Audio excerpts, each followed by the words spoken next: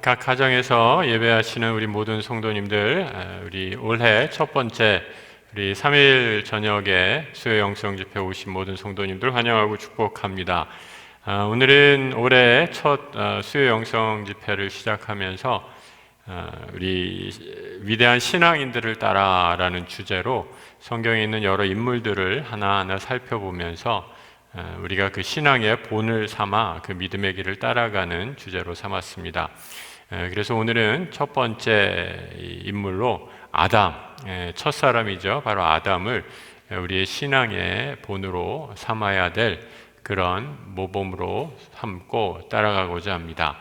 여기서 모범이다라는 것은 신앙인들이, 성경에 있는 신앙인들이 결코 완벽해서가 아니고요. 우리 때로는 우리와 같은 또 더 어리석은 사람들 같은 어처구니 없는 실수를 저지르지만 그 가운데서도 어떻게 믿음의 길을 유지하고 또 하나님의 말씀을 따라갔는가라는 것을 함께 살펴보기 위함입니다. 그래서 오늘 본문은 우리 읽어주신 본문은 창세기 3장에 대표적으로 아담이 범죄하는 내용을 담고 있는 본문이지만 역설적으로 이 죄 가운데 하나님께서 함께 해주시고 또 첫사람 아담을 구원해 주신 믿음의 사람으로 변화되는 그런 이야기가 잘 드러나 있습니다. 제가 지난주에 우리 성도님들한테 참 전화를 많이 받았어요. 그 이유 중에 하나가 지난주에 우리 교회에서 보낸 달력이 도착한 것 같아요. 그래서 멀리 군산에 계신 권사님도 전화해 주셨고 하여튼 여러 원사님들, 우리 성도님들이 달력을 보고 달력이 제가 아닌데 마치 저를 보는 것 같다고 오랜만에 우리 그 교회에서 이렇게 달력 선물로 보내주셔서 너무 감사하다라는 전화를 참 많이 받았습니다. 지금 뭐 여러 가지 어려운 그런 방역 조건 때문에 우리 본당에서는 지금 뭐 채 10분이 안 되는 분들이 함께 예배를 드리고 있지만 우리 가정에서는 여러분들 함께 예배하고 계시죠? 우리 저한테 전화 주신 분들 또 따뜻한 마음들이 그 온기가 우리가 떨어져 있어도 여기까지 전해지는 것 같습니다. 그래서 성도님들 한 마음으로 해주시고요. 이렇게 제가 화면이 이렇게 있으면 이 유튜브 창에서 보시는 분들은 옆에 아마 여기 성함으로 로그인을 하시면 글도 남기게 돼 있는 기능이 있을 거예요. 그래서 거기다 여기 나 왔습니다라는 출석 체크도 좀 해주시면서 오늘 올해 처음 수요 영성 예배 시간을 통해서 은혜 받는 시간이 되기를 원합니다. 아담을 여러 가지 면에서 살펴볼 수 있지만 제일 먼저 첫 번째 사람 아담의 특징, 그 중요한 점을 꼽으라 한다면 피조물이었다라고 이렇게 말씀드릴 수 있어요. 하나님이 창조하신 사람으로서의 아담의 모습이죠. 창세기 1장 26절 이하에서 이렇게 기록이 되고 있습니다. 한번 같이 읽어보죠. 하나님이 이르시되 우리의 형상을 따라 우리의 모양대로 우리가 사람을 만들고 그들로 바다의 물고기와 하늘의 새와 가축과 온 땅과 땅에 기는 모든 것을 다스리게 하자 하시고 하나님이 자기 형상 곧 하나님의 형상대로 사람을 창조하시되 남자와 여자를 창조하셨다라고 말씀하고 있습니다. 처음 제가 오늘 수요 예배 때를 위해서 이 교환을 따로 만들었는데요. 우리 교회 홈페이지에 보면 교환이 따로 올라가 있을 것입니다. 나중에 참고해 주시면 좋겠고요. 이 하나님이 인간을 창조하셨는데 여러분 무슨 그림을 그리려면 그 그림에 본이 하나 있어야 되잖아요. 그래서 저같이 그림 못 그리는 사람은 예전에 그 초등학교 때 이렇게 습자지 같은데 이렇게 놓고 그 줄을 선을 따라서 이렇게 그리는 방법도 있었는데 하나님이 사람을 창조하실 때는 어떻게 창조하셨나? 바로 하나님의 형상을 따라서, 하나님의 모습을 따라서, 이 형상이라는 말이 굉장히 어려운 말이지만 이제 쉽게 이해하면 하나님이 가지고 계신 성품, 하나님의 거룩한 것을 따라서 우리를 하나님과 닮은 그런 존재로 창조하셨다라는 그런 의미로 보면 되겠습니다. 다시 말해서 아담이 하나님의 능력으로 창조가 되었는데 아담이라는 존재에서 하나님이 쏙 빠지게 되면, 하나님의 형상이 쏙 빠지게 되면 어떻게 될까요? 여러분 한번 생각해 보셨어요? 나라는 존재에서, 오늘 예배 드리시는 우리 모든 성도님들, 나라는 존재에서 내 안에 있는 하나님의 형상이 쏙 빠지면 어떻게 될까? 그럼 어떻게 될 것 같으세요? 동물과 다름없는, 짐승과 다름없는 그런 존재가 된다라는 거죠. 그러니까 여러분, 이게 참 역설적인 표현인 게, 또 근데 그렇게 이상하게 들리지 않는 게, 하나님 없는 과학을 한번 좀 잘 살펴보세요. 여러분, 우리 과학자들 중에 물론 훌륭한 신앙인들도 참 많이 계시지만, 과학을 하면서 특별히 이제 진화론이다, 여러 가지 생물 쪽에 공부하는 사람들 중에 무신론자, 아주 강력한 무신론자, 리처드 도킨스 같은 사람이 있습니다. 그 과학자들 가운데 하나님의 형상을 딱 빼고 이렇게 과학을 연구하는 사람들 보면, 하나님의 형상이 빠진 과학이라는 학문이 도달하는 최고 종착점이 어딘가 보세요. 인간이 거슬러 올라가다가 어디까지 이르는 거예요? 그래서 결국 인간은 원숭이한테서 진화가 됐다, 이렇게 얘기하는 거 아니에요? 그러니까 우리 안에 있는 존귀한 하나님의 형상이 싹 빠지면 인간은 어떻게 보면은 짐승과 동물과 하나도 다를 게 없는 그런 존재들로 전락하고 만다라는 거죠. 그런데 성경은 우리 인간이 그런 짐승과 다른, 우리에게 인간으로서 존귀함을 갖게 있는, 인간을 인간답게 만드는 것이 무엇이냐? 바로 하나님의 형상, 신의 형상이 우리 안에 깃들여져 있기 때문이다라는 거죠. 그래서 우리는 하나님을 닮은 피조물로 이 지상에서 유일하게 하나님을 닮은 존재로 이 땅을 살아가게 된다라고 이렇게 말씀하고 있습니다. 그래서 예수님은요, 우리가 하나님을 닮은 존재로 살아가게 될 때, 우리가 이 땅에서 하나님을 닮은, 하나님의 형상을 닮은 존재로 살아가게 될 때 어떻게 돼요? 누가 영광 받으신다고 말씀하고 있어요? 하나님이 영광을 받으신다라는 거죠. 왜요? 세상에 이렇게 많은 사람들이 있는데 저 사람들은 우리랑 틀리네? 왜 그런가 봤더니 예수 믿는 사람이었어. 조금 더 봤더니 예수 믿는 사람의 특징, 하나님의 형상이 그 안에 깃들어져 있기 때문이구나 라는 것을 발견하게 된다라는 거죠. 예수님께서 이를 마태복음 5장에서 이렇게 말씀해 주셨어요. 한번 같이 한번 읽어보죠. 이같이 너희 빛이 사람 앞에 비치게 하여 그들로 너희 착한 행실을 보고 하늘에 계신 너희 아버지께 영광을 돌리게 하라. 여러분, 얼마나 귀한 말씀입니까?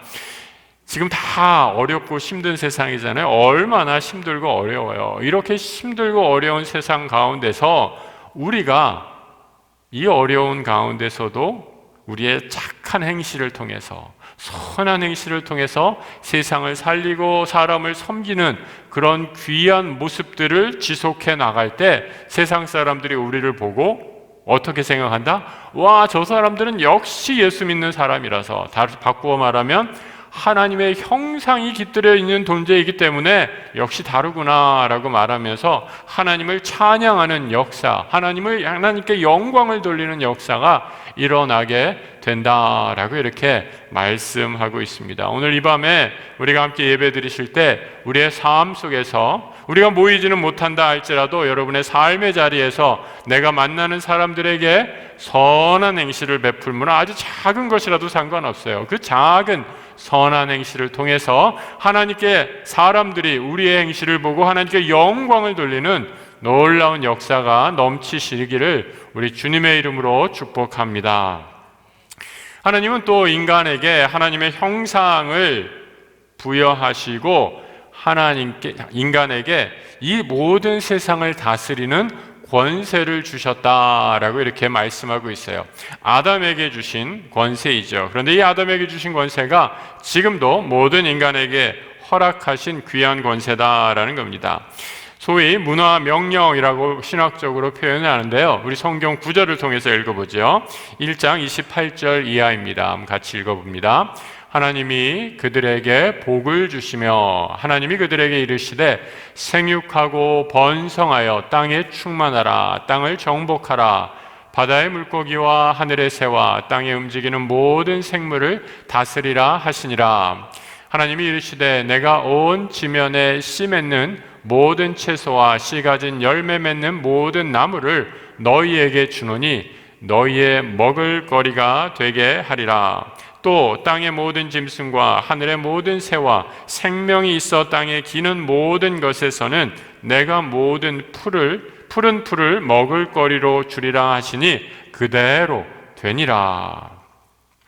하나님께서 우리 인간에게 하나님의 형상을 주시고요, 특별히 다른 생물들, 다른 식물과 동물에는 없는 그런 권세를 부여하여 주셨어요. 바로 하나님이 인간에게 다른 모든 동식물을 다스리는 통치의 권한을 우리 인간에게 부어 주셨다라는 겁니다. 얼마나 놀라운 권세입니까? 그래서 우리는요, 하나님이 이 땅에 주신 이 자연, 지구상에 주신 모든 생물, 식물들을 다스리면서 이것들을 잘 관리할 책임을 지니고 있는 존재들이다라는 거죠. 그런데 이렇게 하나님께서 귀한 능력을 주셨는데 인간이 좀 교만했어요. 그래서 이 귀한 능력을 좀 잘못 사용해서 자연을 너무 착취하고 이 자연을 너무 제대로 관리하지 못해서 자연이 병들게 되고 말았습니다. 그래서 오늘 학자들은, 과학자들은, 특별히 신앙 있는 과학자들은 그렇게 말씀하시는 분들도 많이 계시더라고요. 지금 코로나, 또 대기 오염, 수질 오염, 여러 가지 이 지구에 나타나는 재앙들은 어떻게 보면 인간이 그동안 지구를 너무 못 살게 굴어서 자연을 너무 착취해서 그 죄의 대가로 받는 벌이다라고까지 이렇게 얘기하는 분들도 있어요. 우리가 새겨 드려야 할 그런 대목이죠. 여러분, 하나님이 이 세상을 다스릴 권세를 주시면서 뭐라고 말씀하셨어요? 잘 다스려서 생육하고 번성하고 땅에 충만한 그런 복의 통로로 주셨는데 이것을 그냥 다 내 거야 라고 하면서 서로 싸우고 다툼하고 서로 내 소유로 삼으려는 그런 내 욕심을 충족하는 도구로 사용하고 말았다라는 겁니다. 그래서 여러분, 우리가 이 자연을 이건 이제 조금 어려운 표현으로 창조에 대한 기능론적 견해다라고 이렇게 얘기해요. 그래서 세상 자연을 어떤 기능적인, 우리가 인간이 하나님의 형상을 부여받은 만물의 영장이니까 이거 다 우리 거야, 내 마음대로 해도 돼 라는 식으로 기능론적으로 접근하면 마치 어떤 사람이 되느냐, 자연을 지배하는 독재자와 같은 그런 수준에 머무를 수밖에 없죠. 그런데 오늘 하나님께서 주신 창세기의 이 문화 명령은 어떤 관점에서 보냐면, 하나님께서 하나님의 형상을 지음받은 인간에게 잠시 자연을 다스릴 권한을 부여한 청지기로서의 그런 사명이다라는 것을 꼭 기억해야 합니다. 그래서 하나님께서 우리에게 주신 이 창조의 이 자리들, 그런 것들을 여러분 잘 기억해 볼 필요가 있어요. 그래서 여러분, 이거를 조금 더 확대해 나가면요, 우리가 이 세상에서 살아가는 내가 일하는 직업 있잖아요. 여러분이 무슨 직업을 하든지 목사님, 나는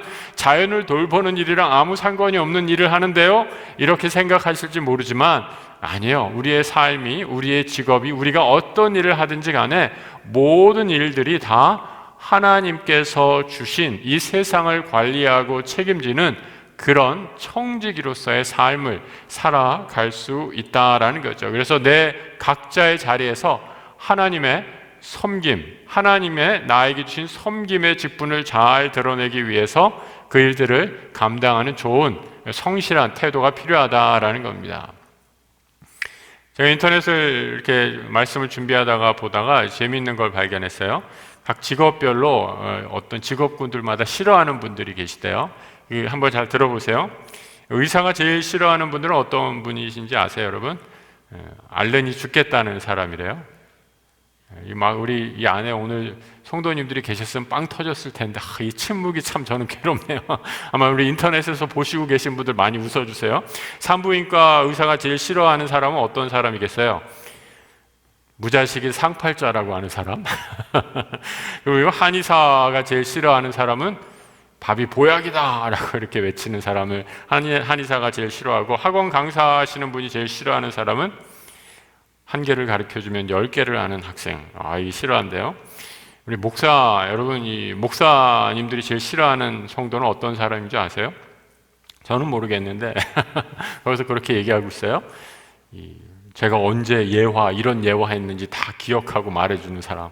아마 이거 제가 이런 예감하면 다 적어놨다가 목사님 그거 언제 몇 월 며칠 날 한 거예요? 이렇게 그렇게 얘기 안 해주셔도 됩니다. 예. 그런 사람도 싫어한다라는 거예요. 근데 여러분, 제가 이거 이렇게 얘기하는 이유는 마지막을 얘기하려고 그런 거예요. 사탄이 제일 싫어하는 사람은 어떤 사람일까? 사탄이 제일 싫어하는 사람, 하나님 없이는 못 살겠다라는 사람을 사탄이 제일 싫어합니다. 요즘 우리에게 아주 큰 시험이 닥쳤죠. 요즘에는 뭐 교회도 못 나가고 뭐 예배도 제대로 못 드리게 되고 하니까 요즘에 어떤 사람들이 점점 늘고 있어요. 하나님 없이 예배도 안 드려도 이렇게 잘 살 수 있네. 이 가난한 성도가 점점 많이 늘어나고 있다라는 거예요. 제가 주일에도 잠깐 말씀드렸는데, 이런 사람들, 이런 현세태 속에서 제일 좋아하는 이 존재가 바로 사탄이라는 존재라는 거 아니에요? 하나님이 하나님으로부터 사람을 멀어지게 하는데 코로나가 1등 공신을 한 거 아니에요? 그런 거 보면 이 코로나가 사탄이 하는 거 퍼뜨린 게 아닌가라는 생각도 들 정도예요. 그러니까 여러분, 우리가 이럴 때일수록 깨어서 기도해야 된다라는 거죠. 하나님께서 우리에게 주신 삶의 자리, 또 일터에서 어떻게 하면 하나님께 영광 돌리고 하나님의 피조물로서 나에게 주신 권한, 이 놀라운 권한을 성실하게 겸손하게 잘 하나님께서 맡겨주신 일을 감당할 수 있는 그런 많은 성도들이 생겨나게 될 때 세상이 우리를 보고 하나님이 이런 분이셨구나 라는 것을 알게 된다는 거죠. 여러분 생각해 보세요. 믿지 않는 사람들이 하나님을 어떻게 알겠어요? 무엇을 통해서? 내가 하나님께 믿음으로 성실하게 살아가는 내 삶의 모습을 통해서 하나님을 볼 수 있는 방법밖에 없다라는 거죠. 그래서 여러분들은 이 땅에 하나님이 파송한 선교사다라는 걸 꼭 기억하시면서 우리의 삶의 자리에서 하나님이 나에게 주신 이 놀라운 통치에 이 세상을 다스리라라는 명령을 잘 수행하는 청지기적인 역할을 감당하시길 우리 주님의 이름으로 축복합니다. 하나님은 우리 인간을, 아담을 창조하시면서 그러면 왜 우리를 창조하셨느냐? 문화명령, 세상을 다스리라 라는 그런 명령을 주시고 세상에서 실컷 일만 하다 와라. 너희들 정말 죽을 때까지 일만 하다 와라. 이런 식으로 이 일꾼으로 부르시기 위해서 우리를 창조하셨는가? 그게 결코 아니다라는 거죠. 이 창세기 2장 7절에서 8절의 말씀을 한번 같이 보겠습니다. 우리 하나님이 인간을 창조하신 이유는 이 9절에서 한번 우리가 뽑아볼 수 있는데 한번 같이 읽어보죠. 여호와 하나님이 땅의 흙으로 사람을 지으시고 생기를 그 코에 불어 넣으시니 생명이 되니라. 여호와 하나님이 동방의 에덴을 창설하시고 그 지으신 사람을 거기 두시니라. 그래서 이 인간은 어떠한 존재냐? 바로 하나님과 교제하기 위해 창조된 존재다. 이게 신학적인 표현으로 관계론적인 견해다라고 이렇게 얘기를 합니다. 여기서 참 재밌는 표현을 하죠. 흙이 있어요, 여러분. 흙. 우리가 요즘에는 흙을, 예전에 어릴 때만 해도 흙 가지고 많이 장난치고 놀았는데 요즘에는 다 아스팔트로 메워버려서 흙을 좀 보려면 시골에나 가야 되는 것 같아요. 이 도시는 다 그냥 아스팔트로 메워져 있어서. 그런데 여러분이 아담은 어떻게 창조하셨는가? 하나님이 흙에다가 뭘 불어 넣으셨다고 그래요? 생기를 불어 넣으셨다라는 겁니다. 흙과 하나님의 영, 하나님의 생기의 결합이 바로 인간, 아담이 탄생하는 조건이었다라는 겁니다. 이게 뭐 어떻게 우리가 뭐 반죽할 때, 밀가루 반죽할 때 밀가루에 물 얼마 넣어야지 뭐를 이렇게 빚고 그런 것처럼 흙과 생기의 그 조화의 결합은 어떻게 되는지 모르겠어요. 오직 하나님만 아시는 거죠. 하나님이 흙에다가 하여튼 생기를 환상적으로 그 정말 신비한 조합으로 이 두 가지를 결합하셔서 인간을 만드셨어요. 그리고 하나님이 인간을 창조하신 후에, 다른 모든 창조물 후에 피조 세계를 창조하신 후에 맨 마지막에 인간을 창조하시면서 마지막에 하신 말씀, 창세기 1장 31절에 보시기에 심히 좋았더라 라고 이렇게 말씀하시잖아요. 하나님이 참 좋았다, 심히 좋았다라는 말씀하신 것은 이제 하나님이 이 세상에서 하나님의 형상이 없는 동물과 식물과 뭐 이런 것들도 참 아름답고 좋지만 그 가운데 하나님이 만드신 수많은 피조물들 가운데 하나님의 형상이 깃든, 하나님의 생명이 깃든 인간과 하나님이 우리를 교제하는 존재로, 서로 교제하는 존재로, 서로 사귐이 있는 존재로 그렇게 만들어 주셨다라는 거죠. 그 아름다운 모습 속에서 이런 관계가 형성되는 것을 보고 하나님이 너무 좋으셨다라고 이렇게 말씀하고 있는 것입니다. 근데 오늘 창세기 2장에서 본문에서도 잠깐 읽었지만 아담이 죄를 범하게 됩니다. 그리고 첫 번째 사람이 죄를 범하게 되면서 하나님이 생기, 흙에 빚어졌던 하나님의 생기가 점점 오염이 되기 시작하죠. 이게 죄로 오염이 되기 시작하면서 창세기 6장에 가면 어느 정도까지 되느냐? 하나님이 인간을, 사람을 지으신 것을, 땅 위에 사람을 지으신 것을 창세기 6장 6절에 보면 이런 표현이 있어요.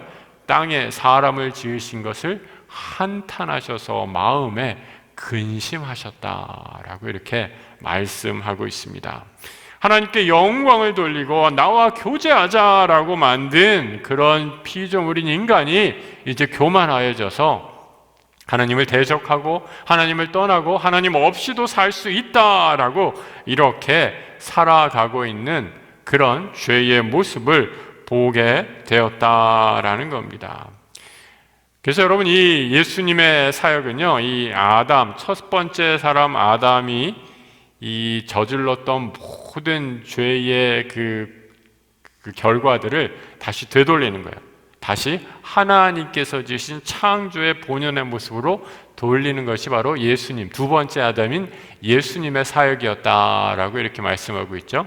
그 예수님의 사역을 아주 한마디로 압축적으로 묘사하는 게 마태복음 6장에 나오는 그 예수님이 주기도문을 제자들에게 가르칠 때 그 내용이죠. 이렇게 말씀하고 있잖아요.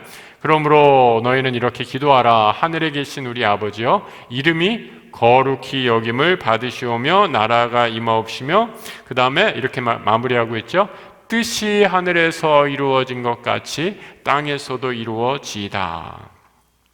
하나님의 뜻이 이 땅 가운데 임하게 되면 그 땅은 아무리 코로나가 찬 거라도 사람들끼리 막 다툼이 있을지라도 하나님의 뜻이 이 땅 가운데 임하게 되면 그 땅은 어떤 땅이 되느냐?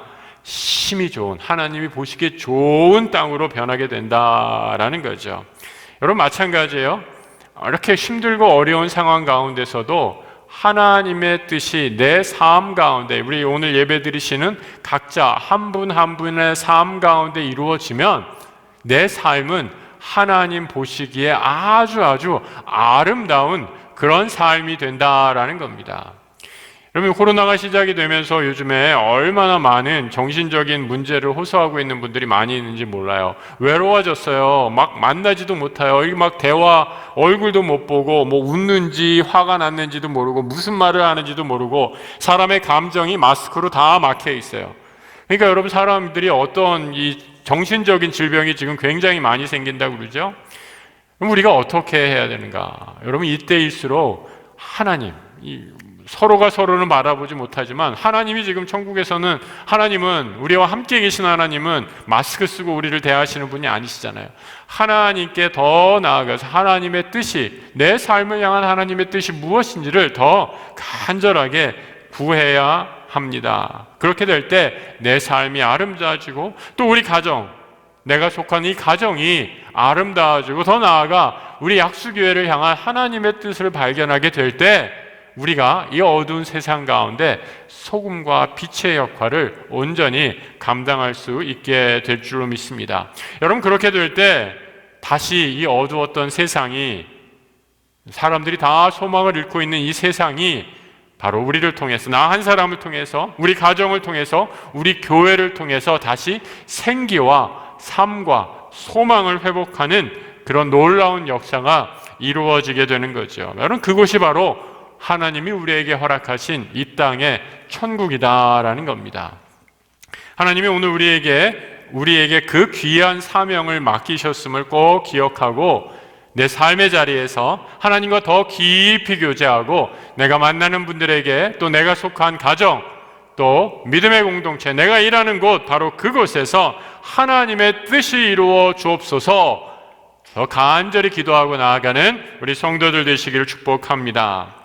이렇게 귀한 인간의 존재인데 하나님이 이렇게 귀한 일을 하라고 생기를, 여러분, 흙에 생기를 부어주었다라는 게 얼마나 놀라운 축복이에요. 흙은 생기가 없으면 그냥 흙일 뿐이에요. 거름으로 쓰여지게 되든지 아무런 보잘것없는 그런 존재인데 하나님의 생기가 들어가서 하나님과 교제할 수 있는 어마어마한 존귀한 존재가 되었는데, 아담이 이 사실, 첫 번째 인간 아담이 이 사실을 망각하게 되었다라는 겁니다. 그때 죄에 빠지게 되죠. 아담의 교만으로 하나님의 형상이 다 파괴되어 버렸습니다. 그리고 죄 가운데 빠지게 되죠. 그 아담의 죄, 이렇게 하나님이 묻고 있습니다. 창세기 3장 19절 한번 같이 읽어보죠. 내가 흙으로 돌아갈 때까지 얼굴에 땀을 흘려야 먹을 것을 먹으리니 내가 그곳에서 취함을 입었음이라. 너는 흙이니 흙으로 돌아갈 것이니라 하시니라. 저는 성경에 수많은 구절이 있지만 이 구절을 읽을 때마다 참 겸손하게 하나님 앞에서 내가 어떻게 살아야겠다라는 것을 다시 한번 다짐해보고 다시 한번 제 마음을 또 옷깃을 여미게 되는 그런 구절이 아닌가 생각이 됩니다. 너는 흙이니 흙으로 돌아갈지니라. 세상에서 아무리 내가 높은 지위에 있던, 세상에서 내가 아무리 많은 재물을 소유하고 있던, 세상에서 사람들이 나를 보고 많은 영광과 갈채와 박수를 보내던 상관없이, 여러분, 그건 잠시 한때뿐이다 라는 거죠. 영원한 것은 없다. 단 하나도 없다. 인간은 궁극적으로 너는 흙이니 흙으로 돌아갈 수밖에 없는 존재다라는 거죠. 이 사실을 꼭 기억해야 한다라는 거죠. 하나님이 생기를 부어놓으셨기에 하나님이 그 생기를 거둬가시면 우리는 다시 흙으로 돌아갈 수밖에 없는 그런 연약한 존재임을 꼭 기억하라라는 겁니다. 시편 기자는 시편에서 이를 이렇게 말씀해주고 있습니다.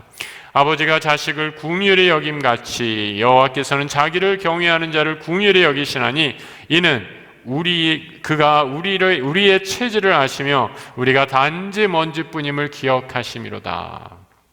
먼지, 흙 하나도 다를 바 없는 그런 존재들이죠.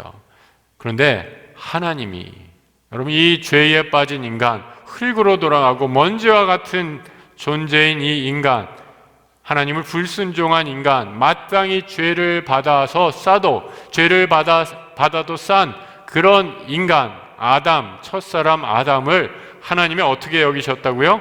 마치 자식을 궁휼히 여긴 같이 궁휼히 여기셨다라고 말씀하고 있어요. 하나님의 은혜요 축복입니다. 여러분, 제가 죄송해요. 자식 새끼라는 표현 쓸게요. 우리 여러분들이 흔히 많이 쓰지.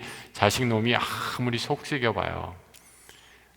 말로는 그래 호적 파가라, 너 오늘부터 내 자식 아니다, 욕을 하고 소리를 홀레골레 질러대셔도 어떻게 됩니까? 조금 지나면 아이고 저거 그래도 내가 낳은 자식인데 라고 하고 다시 품는 게, 그게 어머니 아버지의 마음 아닙니까? 그게 자식을 둔 부모의 궁휼의 마음 아닙니까? 하나님은 어떠실까? 하나님은 먼지와 같은 우리, 흙과 같은 우리를 당신의 피조물로 존귀케 만드셔서 보시기에 하나님이 좋으실 정도로 그 존재로 만드셨는데 이 존재가, 이 피조물인 아담이 다시 죄에 빠져서 하나님을 배반하는 모습을 보고 그대로 내버려 두실 수 없었다라는 거죠. 죄에 빠진 아담에게 하나님은 다시 다가가십니다. 창세기 3장 8절과 9절에서 이렇게 말씀하죠. 그들이 그날 바람이 불 때, 저는 이 구절을 볼 때 우리 하나님이 정말 문학가시다라는 생각이 들어요. 바람이 불었어요. 아담이 하나님께 범죄하고 하나님께 떠난 날, 오늘처럼 아주 쌀쌀한 바람이 불었는지 모르겠어요. 그때 동산을 거느시는 여호와 하나님의 소리를 듣고 아담과 그의 아내가 여호와 하나님의 낯을 피하여 동산 나무 가운데 숨은지라. 죄를 지은 사람은 숨을 수밖에 없죠. 하나님의 소리가 그리고 이렇게 들려옵니다. 뭐라고 물으시나? 여호와 하나님이 아담을 부르시며 그에게 이르시되, 그 다음 한번 같이 읽어보세요. 내가 어디 있느냐? Where are you? 내가 어디 있느냐? 여러분, 작년에, 특히 작년에 고위공직자 인선해가지고 청문회 참 많이 했잖아요. 그래서 우리는 우리나라 국민들이 청문회 볼 때마다 참 좀 피곤하시잖아요. 그죠? 정치인들, 고위공직자들 나와서 청문회 하면 이거 했습니까? 저거 했습니까? 이렇게 물으면 뭐라고 대답해요? 다 해놓고선도 기억이 안 나는데요. 모르겠습니다. 이렇게 얘기하잖아요. 저는 그거 보면서 그래, 저게 죄인된 모습이지. 그 사람들을 욕할 마음 없어요. 그게 인간의 모습이다. 그렇게 거짓말을 해도 탄로가 안 날지는 모르죠. 나의 거짓이 덮어질 수도 있으리라는 일말의 희망을 가지고 끝까지 죄를 부인하는 모습, 그것이 바로 인간의 죄된 모습입니다. 그런데 여러분, 우리가 사람은 속일 수 있어도, 내가 해놓고서는 아니다라고 부인할 수 있어도 어느 날 바람과 함께 찾아오시는 하나님의 음성, 그 하나님의 음성은 피할 수 없을 때가 있습니다. 하나님이 뭐라고 그때 물으시냐? 너는 지금 어디 있느냐? 이렇게 물으십니다. Where are you? 아담에게 물으셨던 그 똑같은 질문을 우리에게도 하실 것입니다. 우리 인생의 마지막 결산의 날에 하나님의 이 음성을 듣고 여러분 담대하게, 주님, 내가 여기 있습니다. 내가 비록 부족하지만, 내가 비록 연약하지만 하나님의 말씀을 붙잡고 최선을 다해 믿음의 경주를 달려갔습니다 라고 담대하게 나가시는 우리 성도님들 되시기를 축복합니다. 여러분, 우리에게 꼭 이 질문을 한번 던져보세요. 오늘 저녁에 나에게 바람이 불 때가 언제인가? 특별히 인생의 저녁에 바람이 불 때, 그날이 다가오고 있습니다.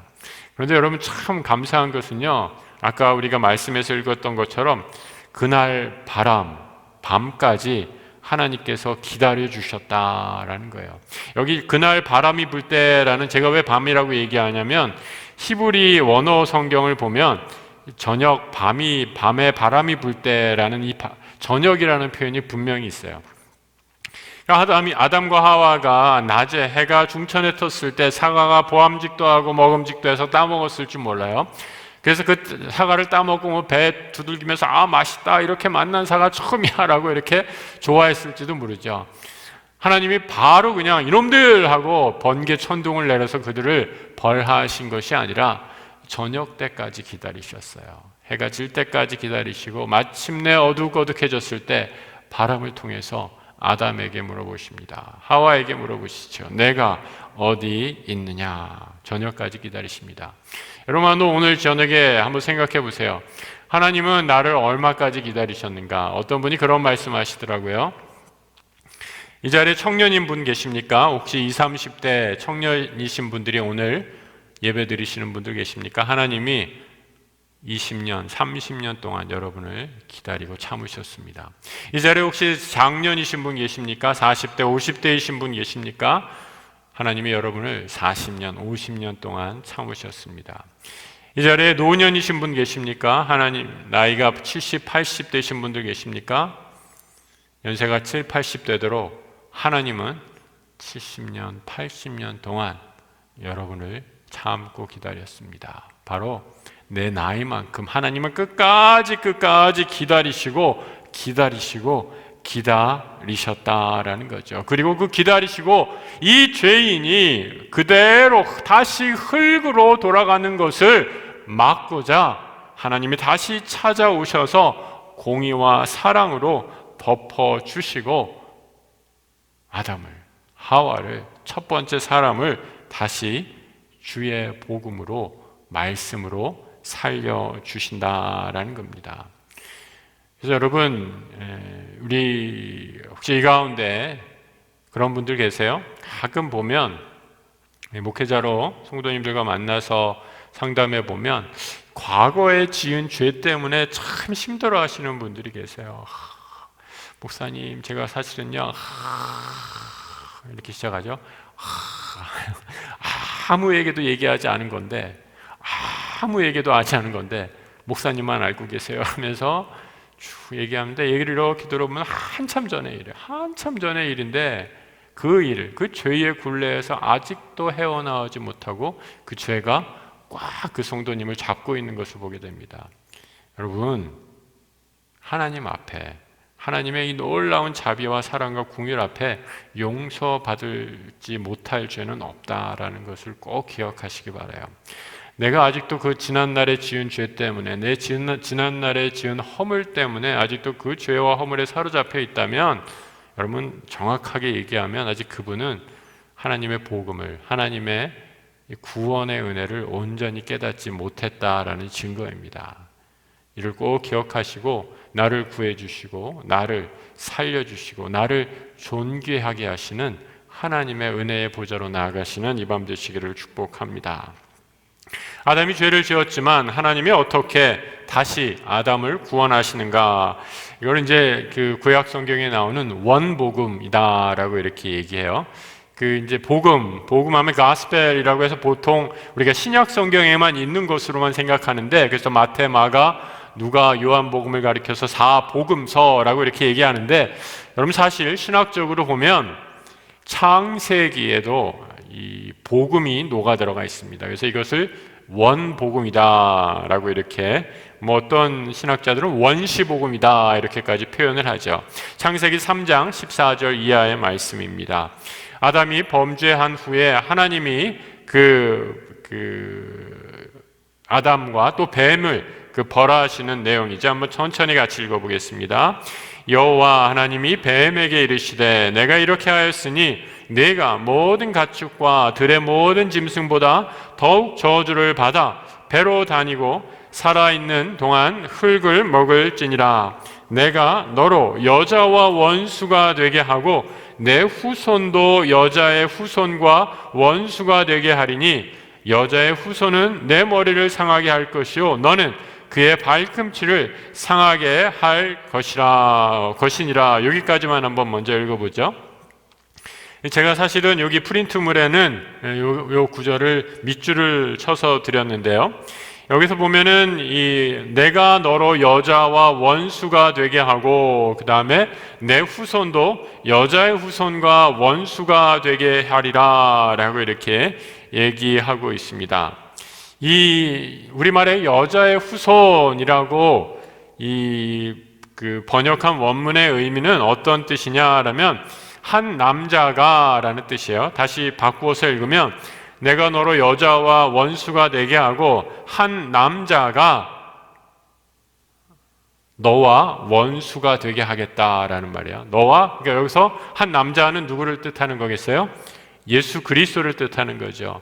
예수 그리스도가 사탄과 원수가 되게 해서 내 발꿈치를 상하게, 내 여자의 후손은, 그러니까 한 남자가 사탄의 머리를 상하게 할 것이다. 그리고 사탄 너는 그의 발꿈치를 상하게 할 것이다. 바로 십자가에서 고통받으신 예수 그리스도를 말씀하고 있는 거죠.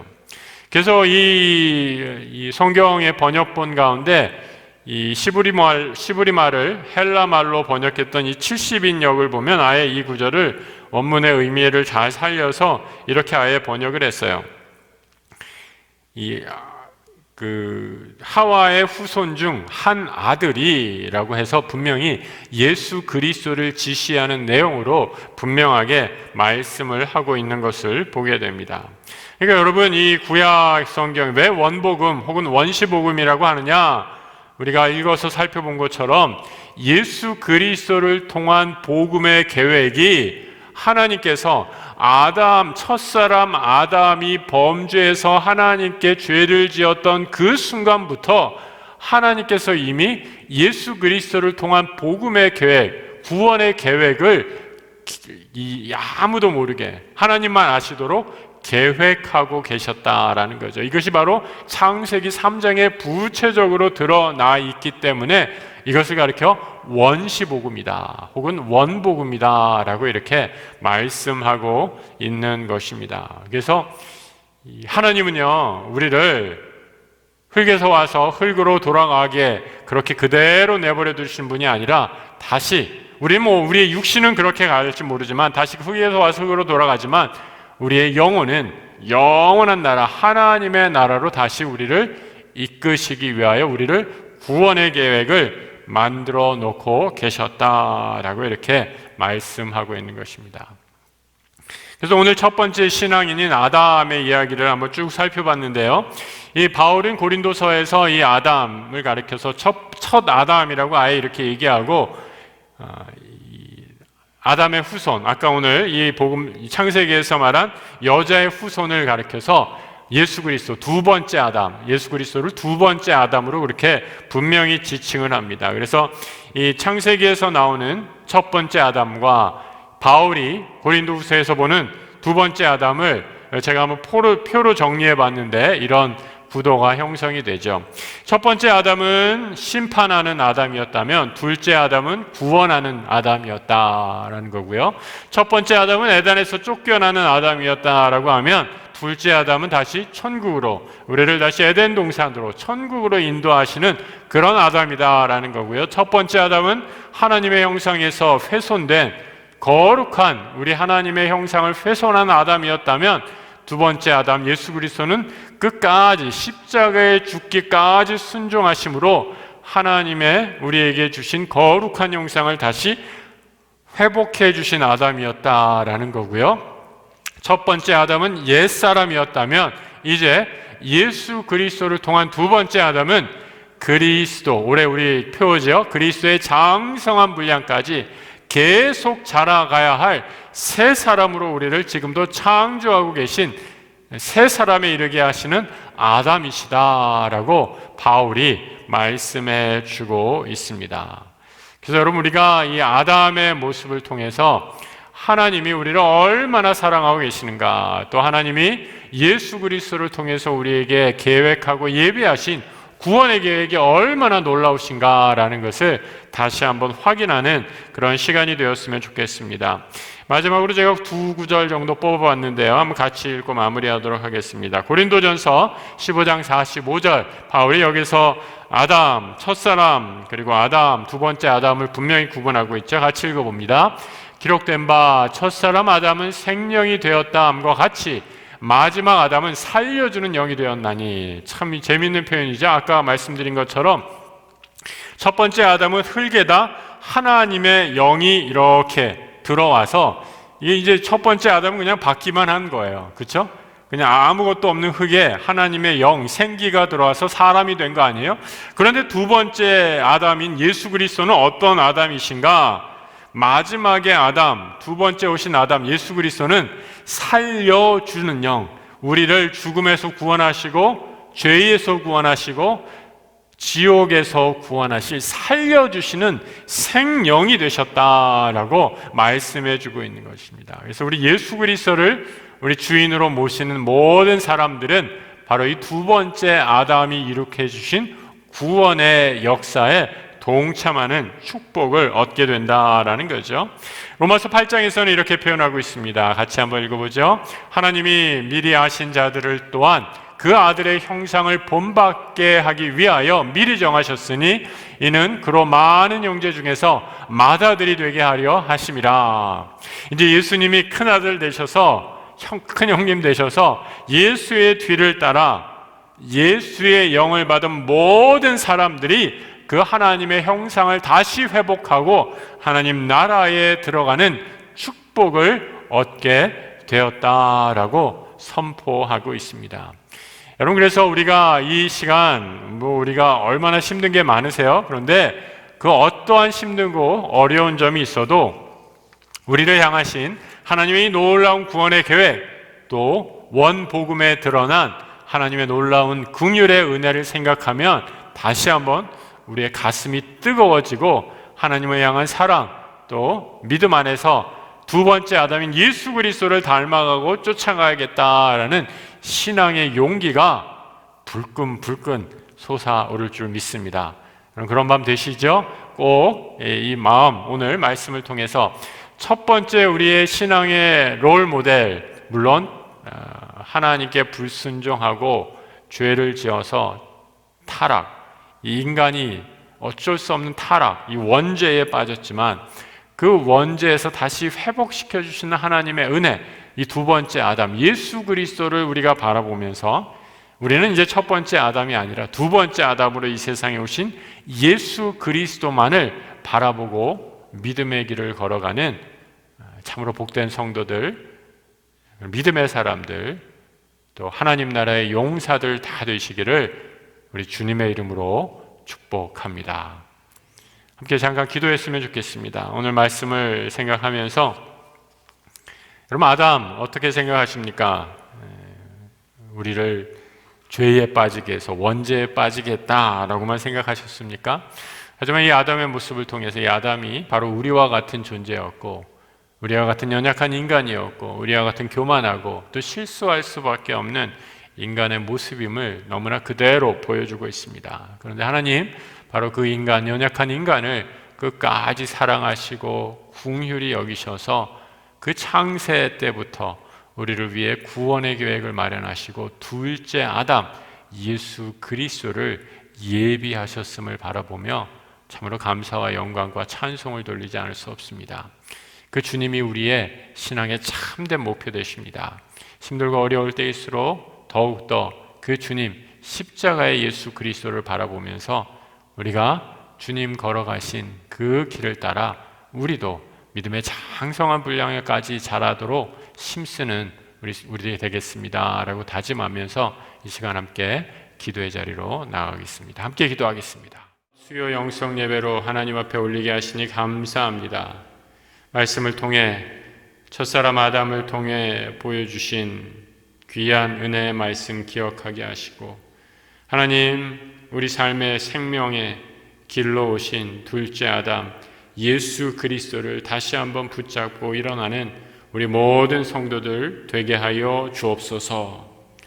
주님, 함께 나눈 기도의 제목들 가운데 우리가 상황과 처지 다 알지 못하지만 하나님의 공의를, 하나님의 치유의 은혜를 간절히 기도하며 구하는 손길들이 있습니다.